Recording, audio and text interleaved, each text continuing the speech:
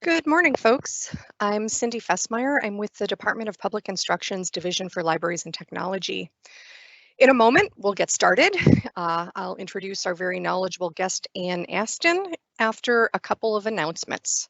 First, I have to give a shout out to the Institute for Museum and Library Services, or IMLS as we call it, for their financial support of this effort. Through a generous grant from their Laura Bush 21st Century Librarian Program, the state library team, along with partner agencies, is helping libraries better serve our patrons' workforce needs.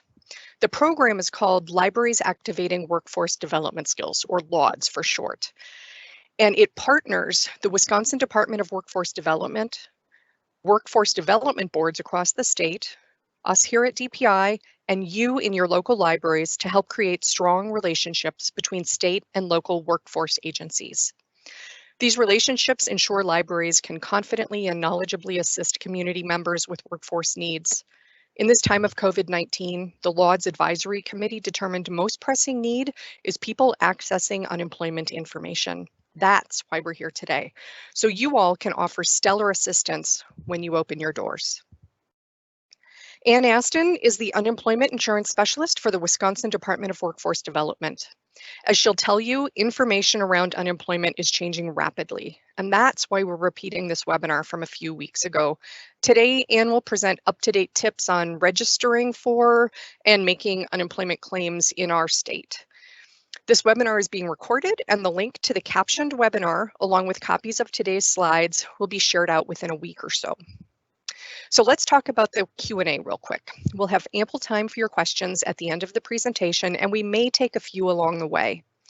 You'll see a live event Q&A is available to you. When you post your questions, they're going to go to the event producers who may choose to share your questions with all of the attendees. They also may choose not to if it's already been asked.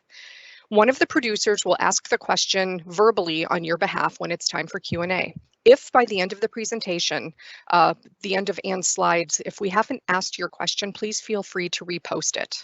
Now, onward we go. Thanks for being here, Ann Aston with DWD. Take it away. Good morning, everyone. Thanks for having me.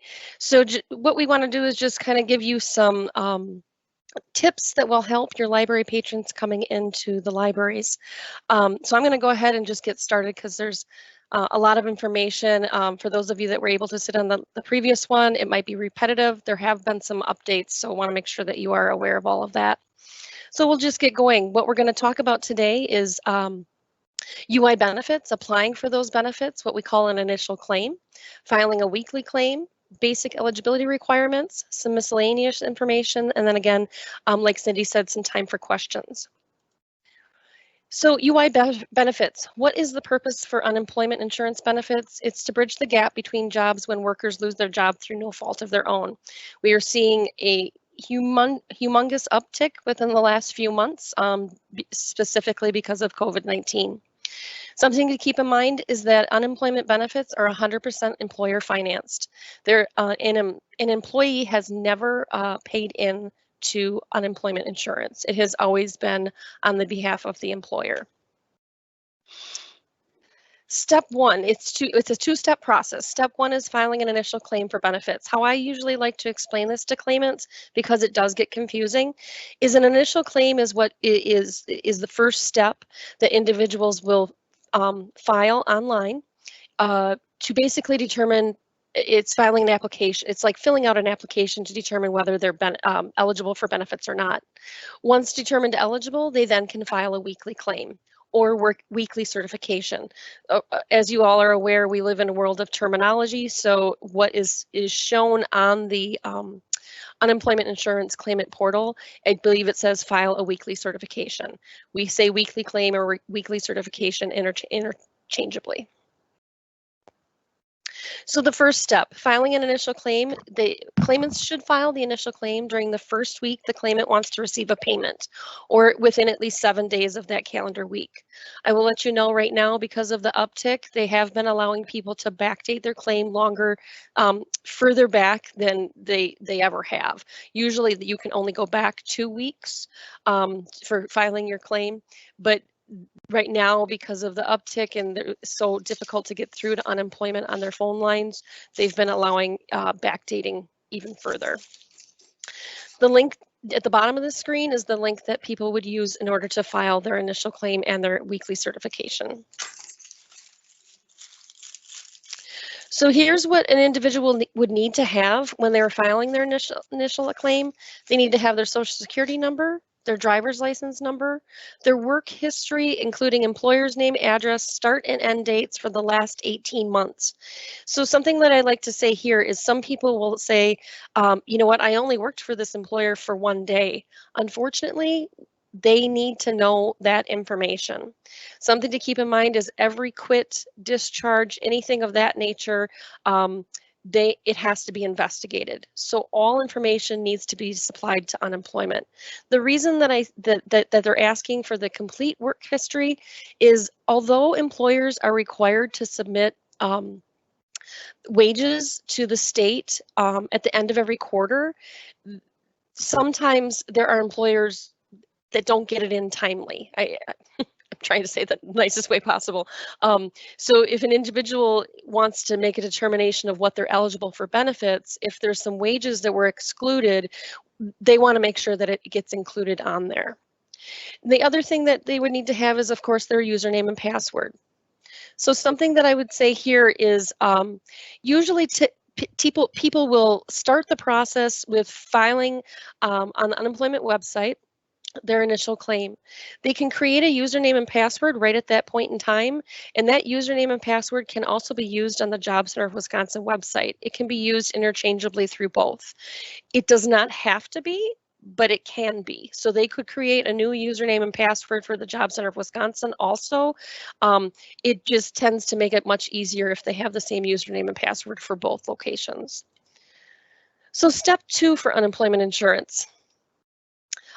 Now, by no means are you required to retain any of this information here. This is just good information that I wanted to share with you.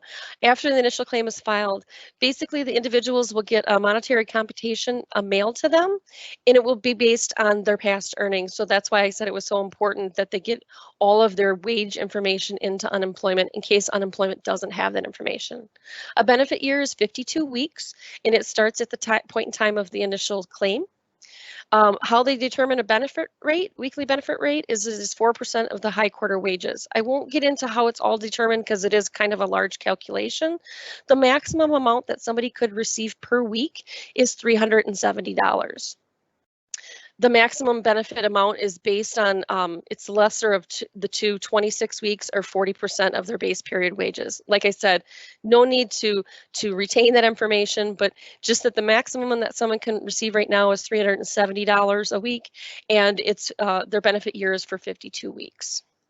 Hey, Ann, I'm going to break in here with a couple of questions. Sure. So the first one is, are the start and end dates the month and year, or do they need the exact date, like the day of the week? And what if they don't know that exact date? It's good point. I was going to add that, so thank you. That would be as close as they possibly can get. So if they're off by a day or two, it typically does not matter, but what does matter is their last day of work. They want to make sure they get it in the correct week. Unemployment weeks go Sunday to Saturday. So hopefully the individual could come up with the correct week that they were laid off or let go, or, you know, whatever the case may be. So Okay. it's, yeah. Thank you. And then the second one is, what if they don't have a driver's license or state ID? So if they don't have, so the system is set up on the backside. It looks at the Department of Motor Vehicles. It's able to validate based on the information that's passed between the two systems. So if they have a Wisconsin state issued driver's license or ID, they're able to completely go through the whole process online and basically don't get held up. If they don't have one, or they have an out-of-state license or photo ID, unfortunately, it is going to tell, they are going to be told that they must call in to verify their identity. Right now, especially, they want to eliminate any chance of fraud, so they have to verify the person is who they say they are. And I'll share some information about the phone lines in a little bit here. Great, thanks. Yep. All right. So in Wisconsin, there is a waiting week, but that has been temporarily suspended, effective between the weeks of March 15th of 2020 through February 7th of 2021. And what that means is it's the first week that someone was eligible to receive benefits. Wisconsin did not pay out benefits at that point in time. They would pay out the next week. That has been taken away. So the first week that somebody is eligible to receive benefits, they would receive payment. And again, that goes through February 7th of 2021. Filing a weekly claim, again, or a weekly certification, they go to the myunemployment.wisconsin.gov after the week has ended. So Sunday is the earliest day that they can file their claim, usually 9 a.m. in the morning or after they can file. A weekly claim deadline. A weekly claim must be filed within 14 days after the week ends. So today is Monday. If the week ended Saturday, this past Saturday, they would have 2 weeks from that Saturday to file their weekly claim. Most people don't wait that long, but if they were to wait more than 14 days to file their weekly claim, what would happen is the system would ask them to file a new a new initial claim, and they basically would have to reactivate their claim and to be able to file weekly certifications again. Gets a little bit confusing, but basically you have 2 weeks to file your weekly claim.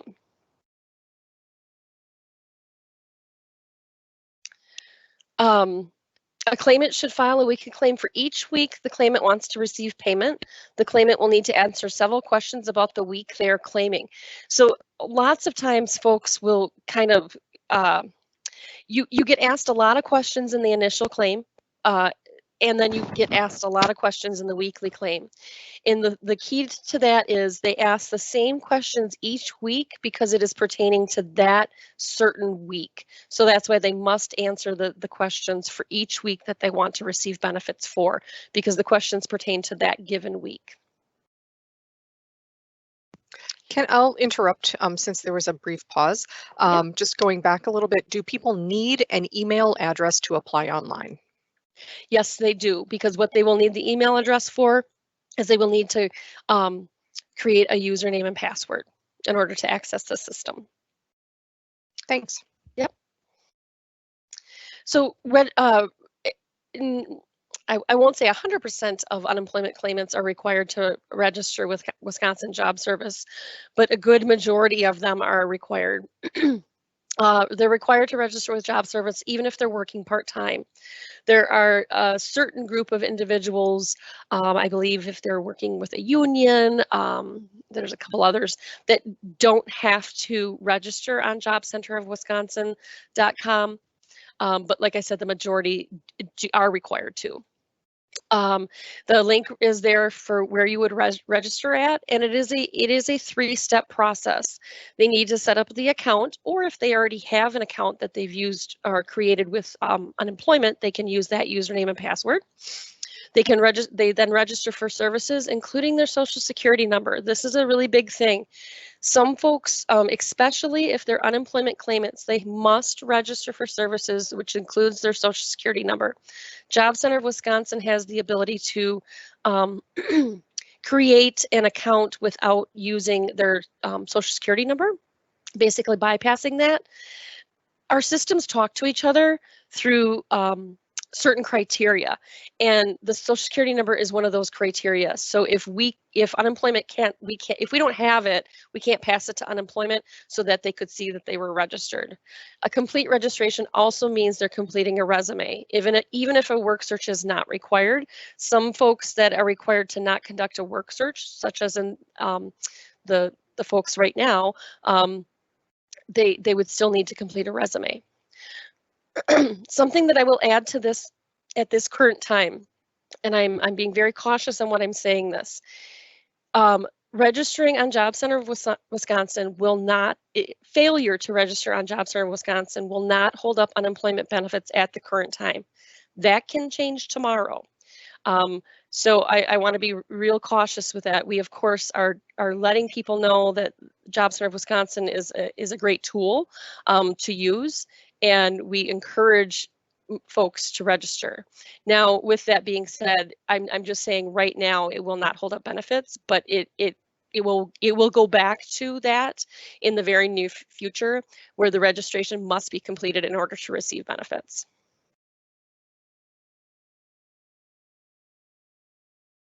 Being able and available for work.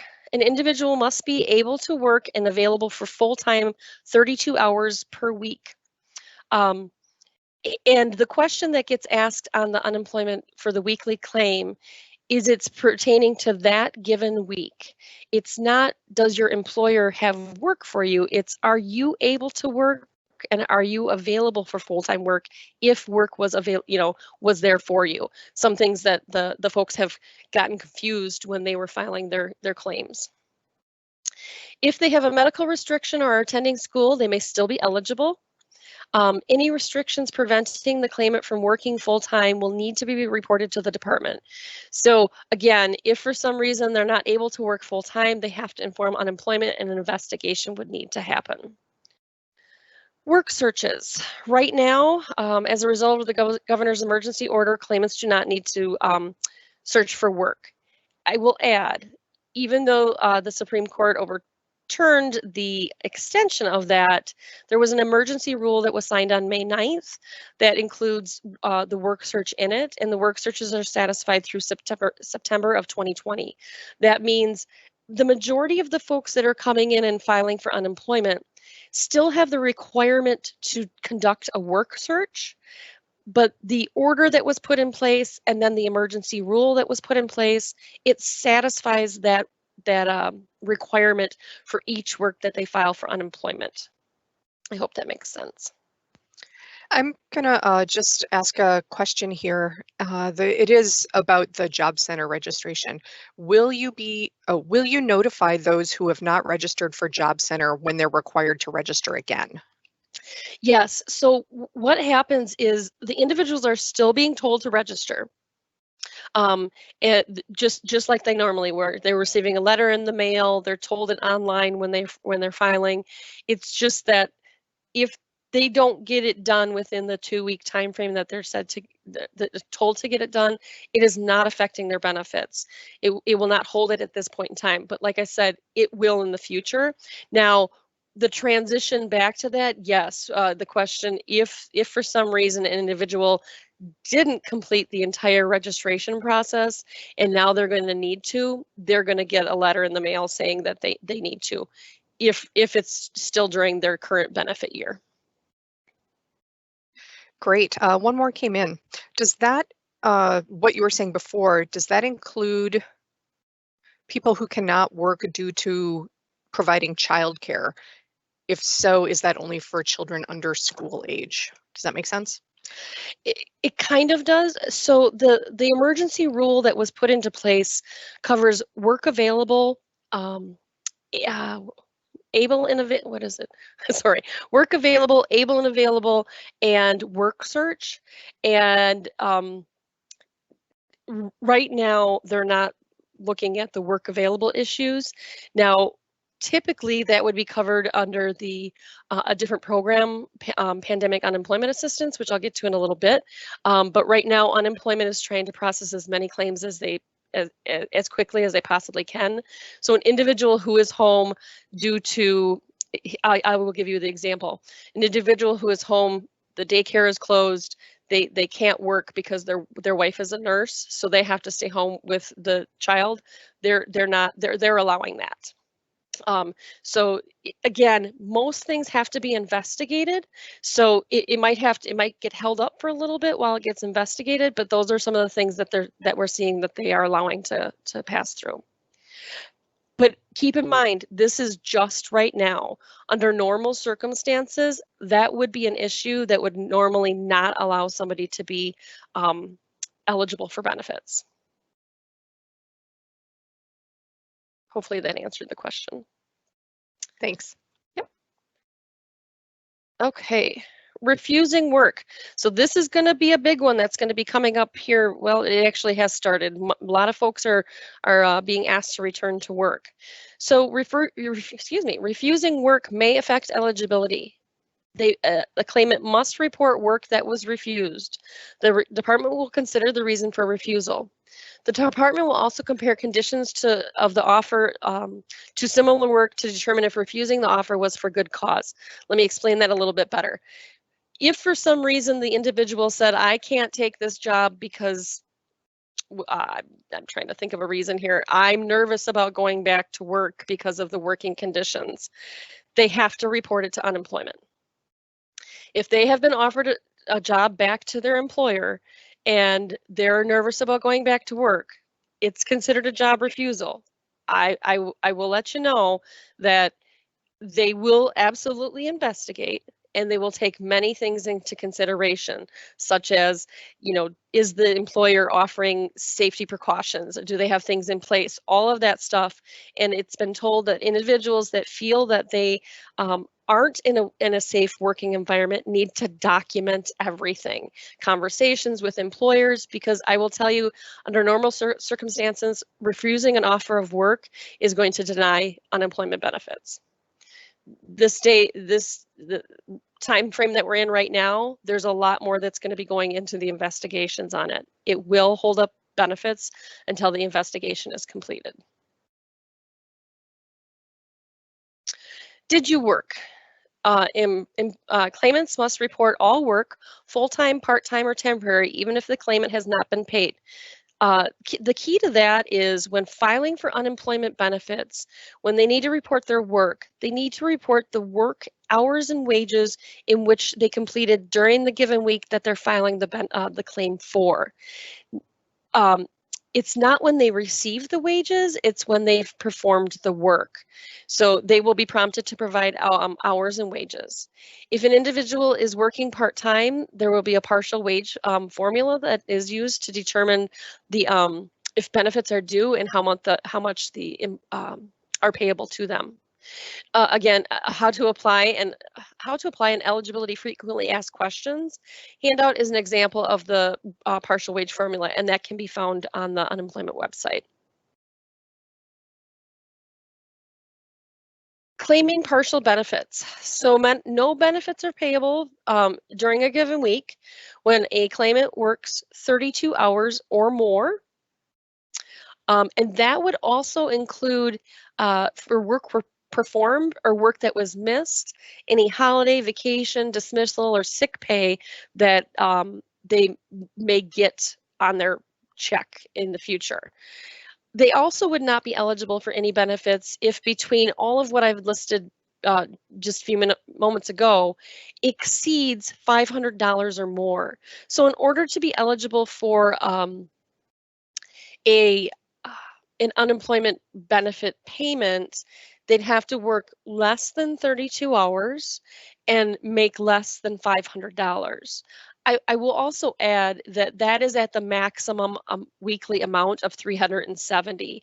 If they're making, or if their weekly benefit amount is less than $370, the maximum amount that they could receive during a given week would decrease a little, and it would be determined on the partial wage formula then. I mean, they'd still be eligible to receive a benefit, but it may calculate out that they're not due a benefit based on the partial wage formula.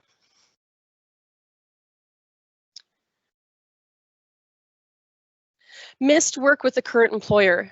If they're working and they're filing for partial benefits, they must report any work that is missed, including days that weren't scheduled because the claimant requested off. So if they requested vacation time, they must report that to unemployment. No benefits will be paid if they miss more than 16 hours of work in a week. Rule of thumb is if the employer had work for you and you missed that work, that would need to be reported. Separations. During the week, did you have a separation from employment other than a layoff due to lack of work?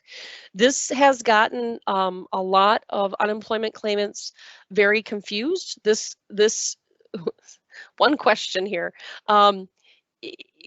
So where in parentheses it said other than a layoff due to lack of work, most folks looked at this as they were not working because of COVID-19. So they were answering this question incorrectly, and it put a lot of benefits on hold, so could be investigated. like it says there, these separations will be investigated and may affect eligibility. Many of those have been able to be cleared up. So something to keep in mind, and I didn't bring the numbers with me, but I have a rough number. So this time of year, we typically will see about 34,000, somewhere between 30 and 35,000 weekly claims. And I believe it was just last week or 2 weeks ago, there was 350,000 weekly claims. So it's significantly increased, and thus you will be seeing some folks coming into the libraries when they open, just for assistance. So I will also add, kind of on a side note here, that individuals who do not have access to computers, internet, they can't do it on their phone, they may not have a smartphone, those individuals can call in to unemployment and file their weekly claims with a claims specialist on the phone. And I know that you're all sitting there thinking, oh my gosh, how are they doing this? They're not able to get through. Later in the week, a lot of these folks I had talked to actually specifically, and they said on Thursdays and Fridays they were getting in and able to file their weekly claims with folks. So it is happening. And I will add a little bit more on the call center in a bit here. And I'll just ask a quick question now. Very specific, does the 32-hour or $500 rule also apply to the $600 COVID payment? It does. So I will actually, I'll address it right now. So in order to receive the FPUC, Federal Pandemic Unemployment Compensation, which is the $600, the individual must be eligible to receive a benefit payment, even if that benefit payment is, I've never seen a $1 payment. I'm going to say $10. I have seen that. If they receive a payment for $10, they're then eligible for this $600 payment. So yes, if they're not eligible because they worked more than 32 hours, or they're not eligible because they made $500 or more, they would not be eligible for the FPUC payment. Thank you. Yep. So other types of pay. They need to report sick pay and holiday pay in the weeks that the pay is for. So again, when it's being used, not when it's being paid. Bonus pay is reported when it is actually paid. Vacation and dismissal pay are only reportable if they're assigned or allocated to a specific time frame. This gets very confusing for folks. I'll try to make this as easy as possible. If an employer is laying you off and they're going to pay vacation or dismissal pay, and they say it's going to be, we're paying you this to cover March 1st through March 28th, then the claimant must report that to unemployment. If the employer does not say anything and they pay it all out in one check, and they don't say it's for any specific time frame, they do not even need to notify unemployment. Few things to keep in mind there.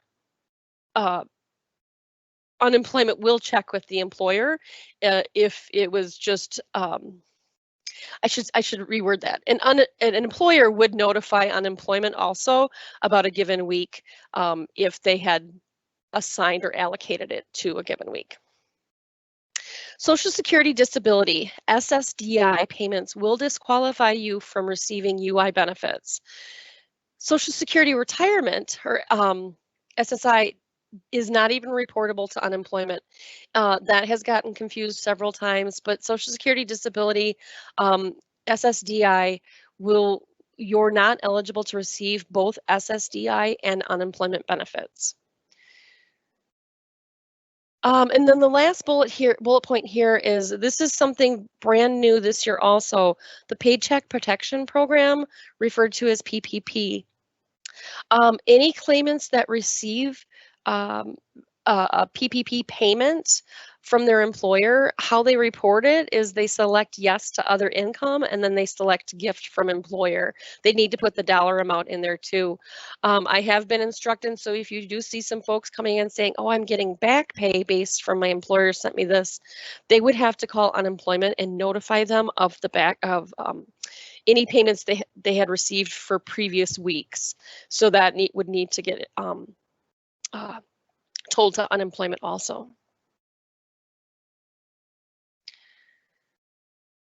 Okay, I won't go into too much on this one, but individual must report retirement payments. Retirement payments include periodic, such as monthly and or lump sum payments from retirement pensions. Retirement pay funded by a base period employer reduces UI weekly entitlement. Now, that doesn't, I'll say that a little bit easier to understand.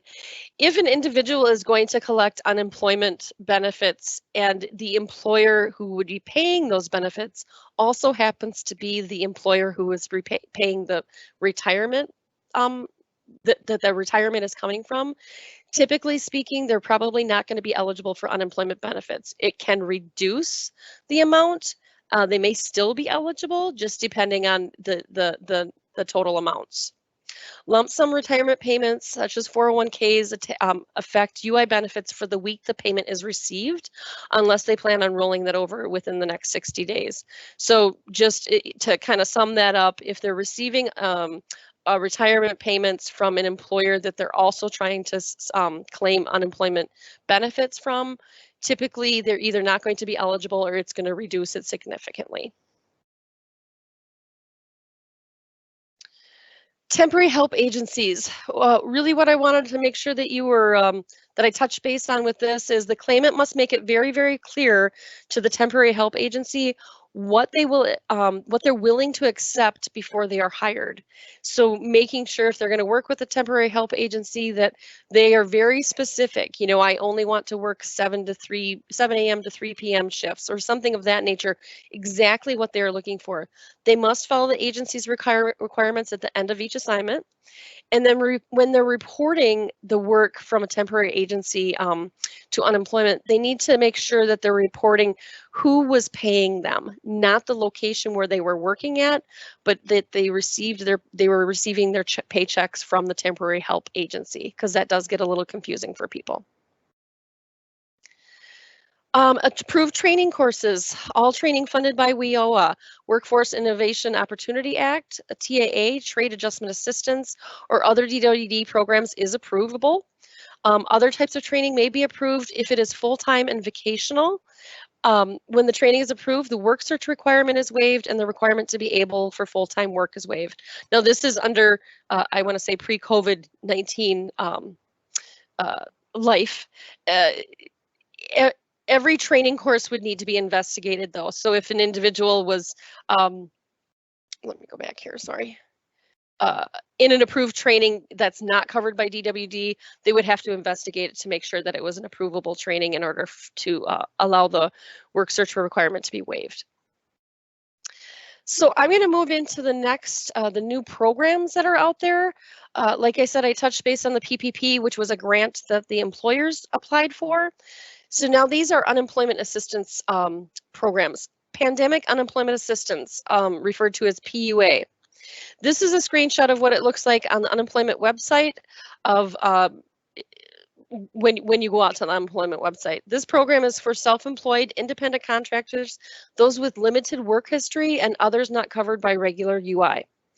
Now, if someone has applied for regular unemployment insurance benefits, they must wait to receive a denial letter of that they're not eligible for unemployment, regular unemployment. And the reason I'm saying that is if in the last 18 months an individual has worked for an employer that they received wages for, unemployment needs to determine whether those wages that were earned are usable wages to determine if they're eligible for unemployment. There are certain positions out there that is excluded employment, but they must wait to receive the denial letter before they apply for PUA. Last I had checked, I thought we had received over 40,000 claim initial applications for PUA. I'm assuming that's higher now.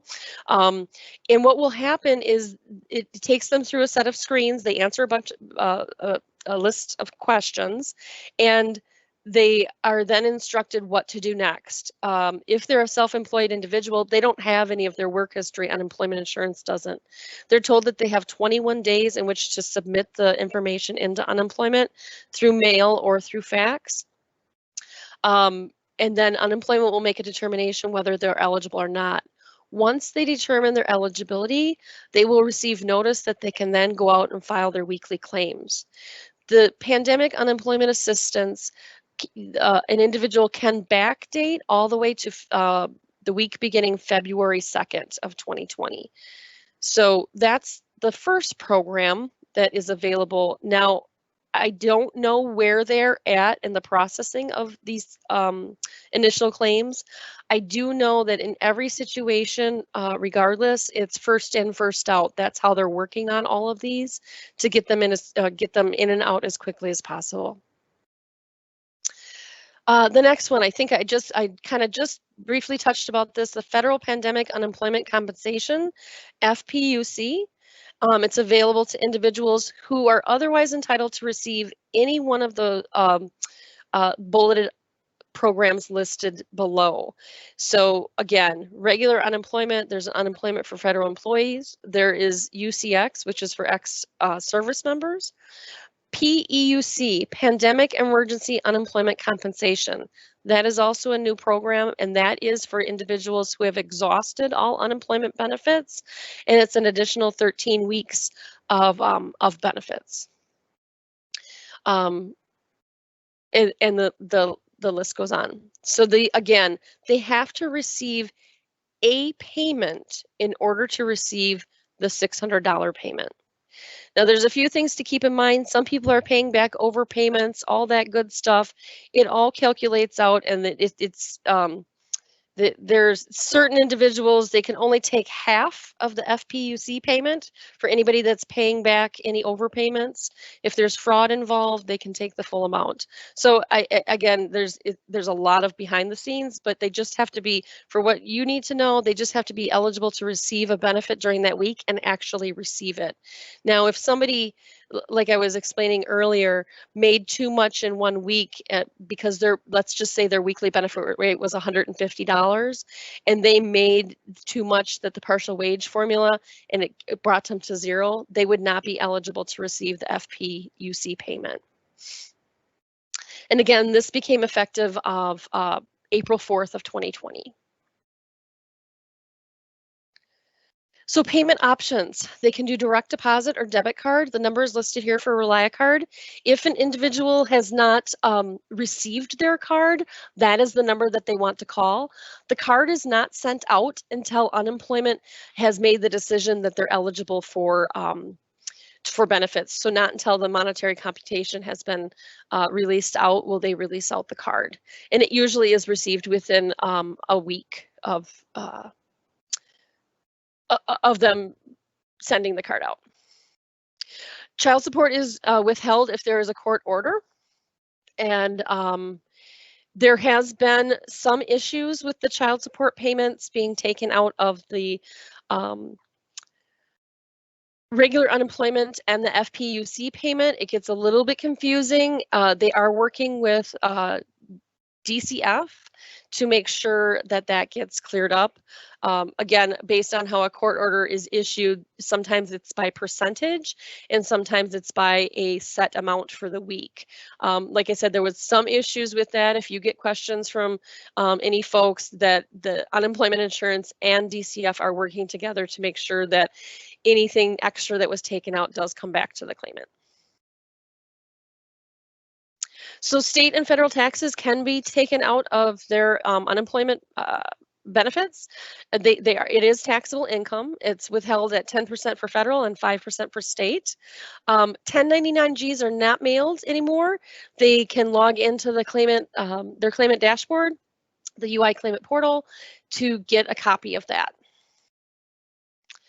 So before actually, I guess I'll answer this first, and then I want to talk a little bit more about unemployment insurance and kind of where we're at. But claimant responsibilities. The claimant is responsible for their UI claim.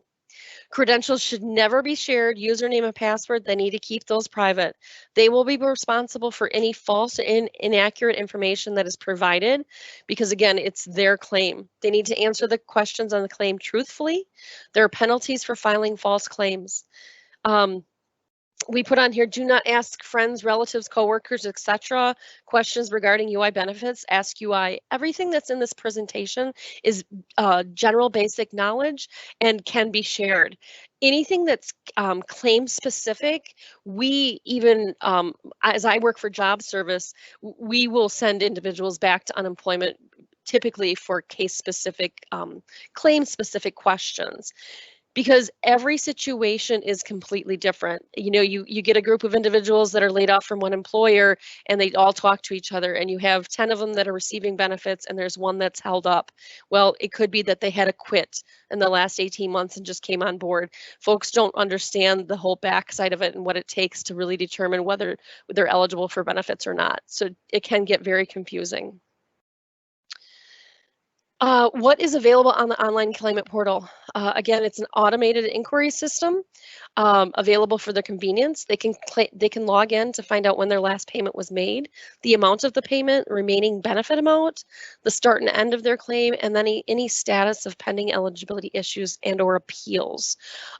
For those of you that are not aware, what an appeal is any decision that is mailed out to an individual which denies benefits is sent on an appealable is typically sent on an appealable document.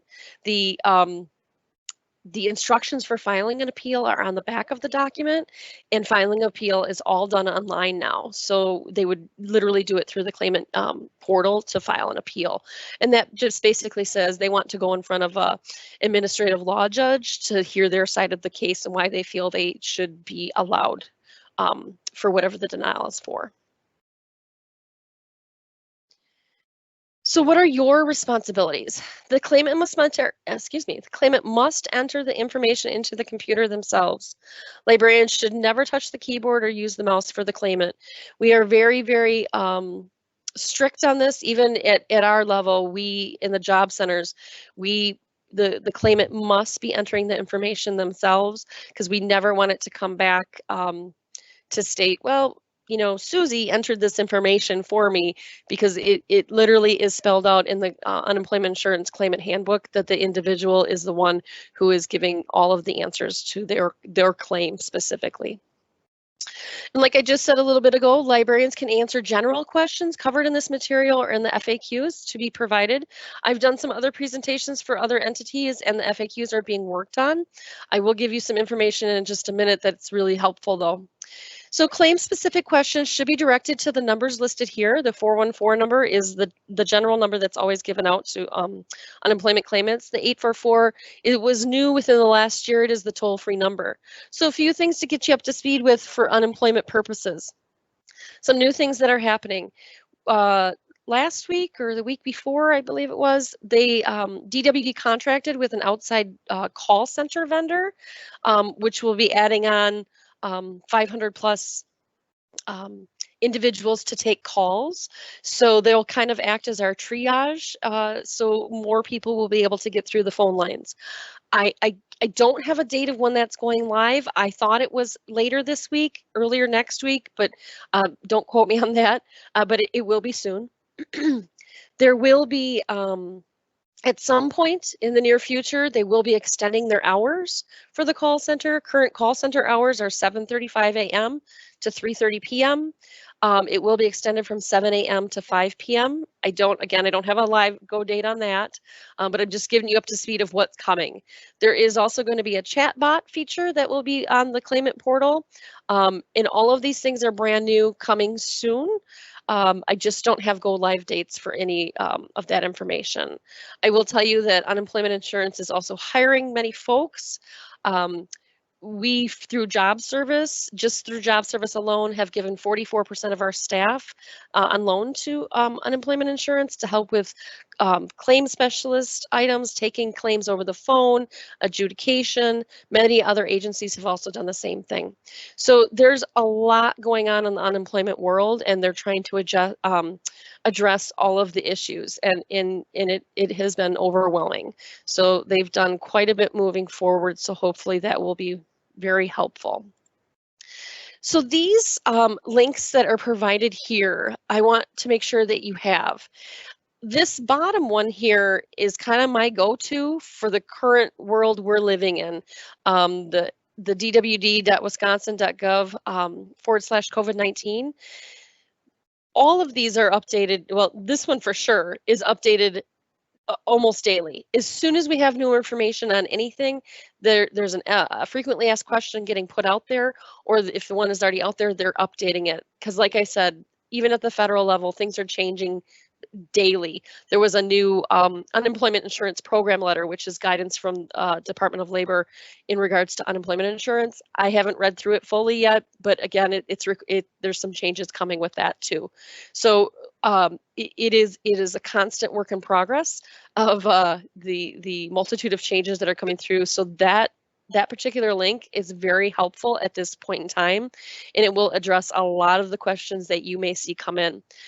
It is readily available to the unemployment claimants also. So it's just kind of sometimes it's easier to ask the question than it is to go out and find it. But the information is there 9 times out of 10. The last thing that I have on the page is the work search requirements video. And again, I just put that there for your own personal reference later on. Again, the work search is satisfied through the end of September, meaning it will come back at some point where they are required to do 4 work search actions per week. And then that kind of sums it up. So if, Cindy?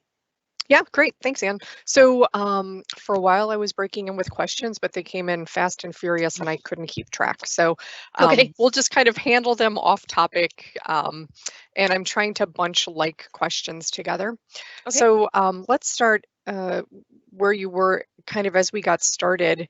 Someone's asking for a little more information about why the separation question is so confusing for applicants and how you recommend we can best explain the meaning of that question with folks. So I believe they're referring to, I wish I had the question in front of me. It's in the chat now, if that helps. I can't really see the chat actually. Okay, sorry. Sorry. I don't really know why, but what will help you, I think, is some folks look at the question being more towards the employer, but all questions are geared towards the employee. So sometimes a lot of people don't know what a discharge is either. And a discharge is, they were fired, terminated, for lack of a better word. I don't personally like the word discharge, so it gets confusing to folks, but sometimes they don't know the difference between a discharge and a quit. But if you guide them into just letting them know it's their personal situation during the given week or what the question is referring to, never one time are they asking anything in regards to the employer, but it's all about the employee, their particular situation. Hopefully that's helpful. Great, thanks. I had a specific one, if I can get to it. Does VA disability disqualify an individual for UI payment? VA disability. I don't believe so, but it would need to be reported to unemployment for an investigation to happen. Okay. Thanks. Yep. And I'm going to have typos in the chat because I'm doing this fast. Sorry, folks.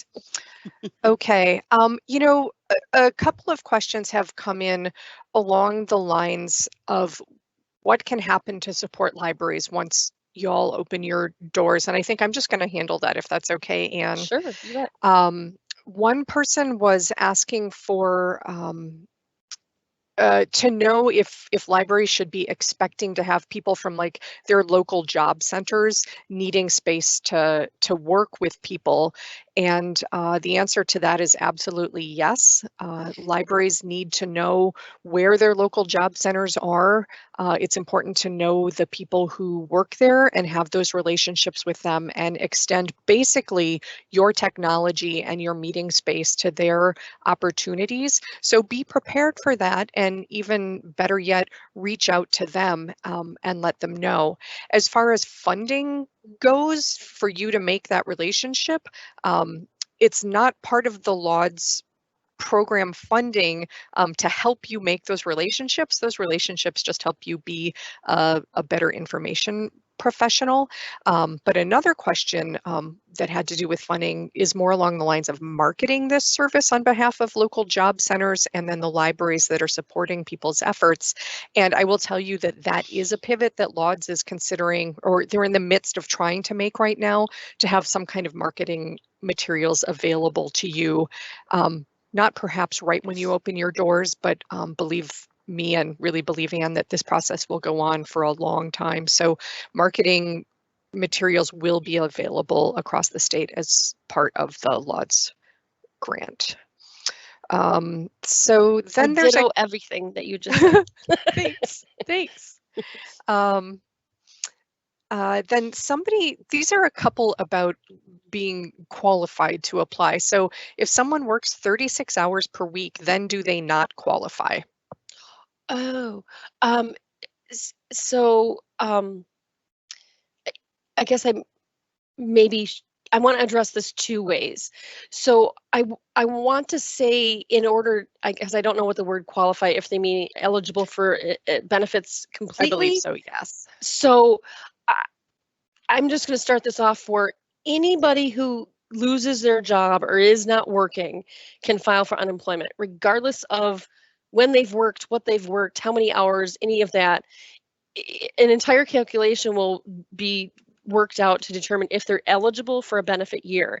Now, in the given week, let's just say they're eligible and they have worked 36 hours in a given week. If they worked 36 hours that week, they would not be eligible to receive benefits because it's 32 or more.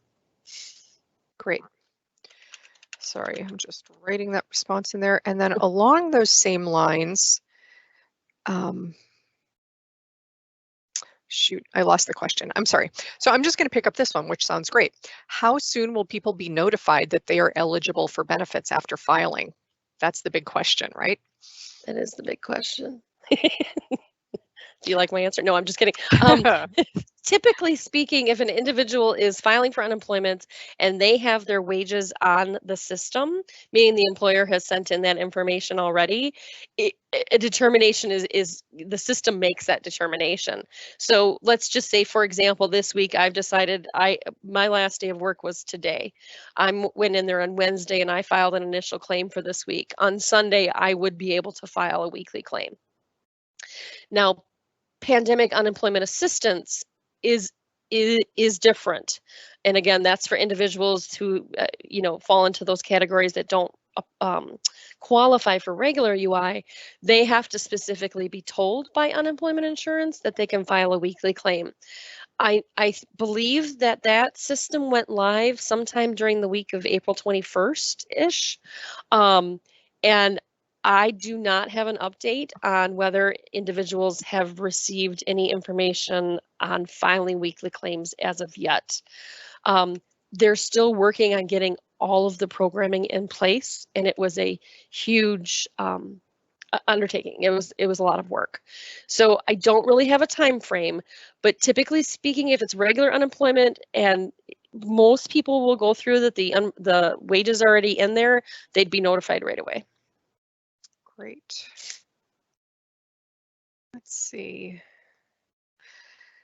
So this one's about technology and that technology gap. The person says, we have a number of patrons who are quite inexperienced with technology, including even use of the fundamentals like a mouse and keyboard.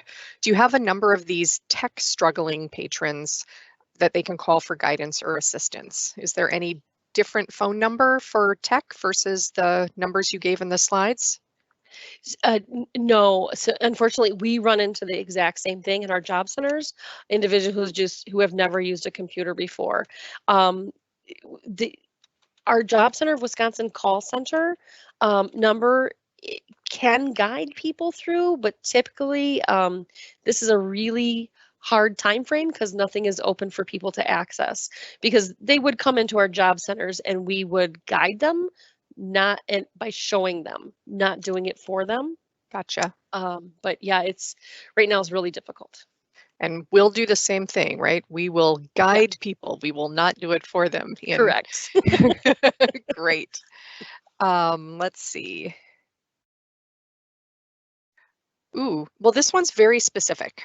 Okay. So what if a person worked for an employer, in this case it's a church, for more than 10 years and the church never paid into unemployment and that person got laid off due to the pandemic? Would they be eligible for unemployment? So typically they're not going to be eligible for regular unemployment because the employer, that's considered excluded wages that would not qualify them for unemployment. But under the current situation, they more than likely would qualify for PUA, pandemic unemployment assistance. And that is what we would have them apply for. But now keep in mind though, because a lot of people didn't know how this all worked and they went ahead and applied for regular unemployment first. They just have to receive their denial letter first and then apply for the PUA. Okay. This is another pretty specific one. Okay. If a person filed a claim earlier and was waiting for UI to verify and get back to them, but the business changed its name, what do you recommend?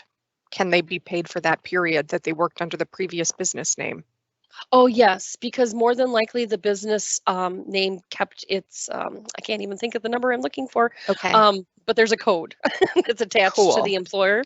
Yeah. So yeah, all of that information would be in there. If for some reason unemployment didn't have that information, copies of paycheck stubs or any of that information can be used for unemployment to make a determination though.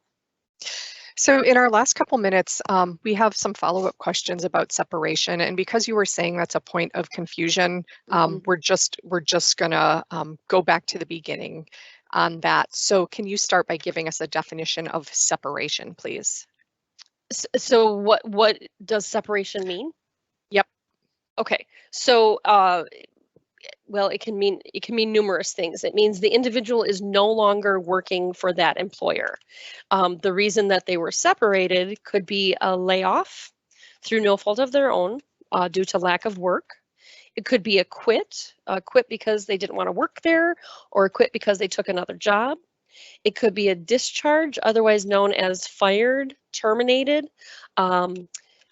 Sometimes employers will use the word discharge, terminated, fired, and unemployment would make it they would do an investigation and make a determination whether that fire was for good cause or not.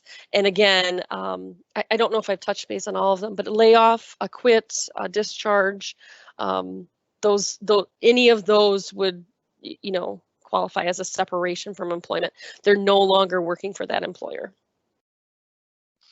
Okay, and then somebody's sort of trying to help us understand. Oh, Ted is. I'm going to publish your question, Ted, or your answer. But Ted writes, the separation question is also possibly confusing because it's hard to tell if they were separated specifically last week from the job or if they were continuously in the midst of a separation.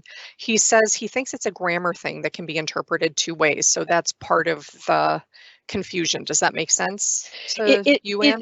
It does, and he is correct, because what happens is when the individual opens the initial claim, they're basically saying, nope, I can't work because my employer has no work for me. And then each week they're asked that question again. Did you have a separation of employment? And they're like, well, yes, I did, but no, I didn't. I've run across claims where the person answered that on every single week. So it is confusing. It is a grammar issue. So let's take one last question. What if your hours were reduced and you were told you could file for unemployment? How does unemployment benefit apply to this? A reduction of hours, but still having hours? Yep, you would still qualify because if you were under, again, the same criteria would need to be met. If you're working less than 32 hours for the given week or making less than $500, you would qualify for benefits. So if you have reduced hours, you actually let unemployment know that. There is a question on that. Typically speaking, individuals who are working reduced hours are automatically granted a work search waiver, and then they still would determine what their maximum weekly benefit amount would be if they weren't working, and then they use the partial wage formula to determine what the individual would receive every week. Terrific. And we'll leave it there. There are a couple of questions we didn't get to, but in a moment, I'll add my email address into the chat. And Anne, did you have one with your email address or no? I can give it to you. Yeah, go for it. Yep. Do you want it right now, like verbally? Or yeah, sure. Sure. So my email address is ann.astin, ASTIN, at dwd.wisconsin.gov. Thank you. And Ann is ANN, so ANN.ASTIN at dwd.wisconsin.gov. And I'll add mine in there in a moment as well. So to wrap up, thank you so much, Anne, for being with us for this hour. As a reminder, I'm Cindy Fessmeyer. I'm with DPI's Division for Libraries and Technology.